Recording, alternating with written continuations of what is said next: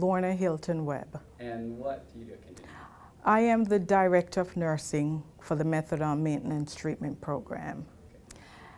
You know, when I started out as a nurse, I worked at different places, but I worked per diem here at Beth Israel, and I liked the people. They were very family oriented, and I just decided that this is the place I want to be. What do you think it takes to be successful here at Beth Israel?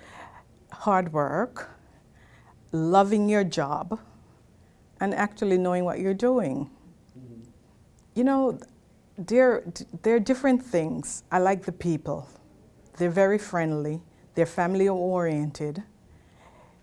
If you don't like a department that you're working in, you could transfer out. And so there is always room to grow. And so this is the reason why I like working at Beth Israel. You know, when I worked in other places, number one, the patient ratio was a lot more. When I came to Beth Israel, I knew every one of my patients. I knew their labs, I knew everything about them. Because I didn't have like 12 patients, I had 6. So I could spend more time doing nursing with these patients and knowing their labs, knowing, you know, sitting at the bedside and talking with them. Right now, Beth Israel Continuum, we're on the journey to magnet status. So if we become magnet certified, it will be the first hospital with a methadone program attached to it. We believe in shared governance. So staff and management meet. We solve our problems.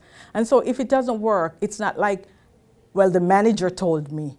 It was a whole group of people who sat down and came up with a solution, whether it worked or not. If not, we go back to the drawing board. So for me, I could always call the Mary Walsh, who's in charge of nursing. I could pick up the phone and call anyone because the door is always open. And so, and even with MMTP, Patty Juliana, we could always call. It's a family affair. Nobody shuts the door on you, and everybody listens to your suggestions. My proudest moment was Hurricane Sandy. We had no electricity in the clinic at 25th Street.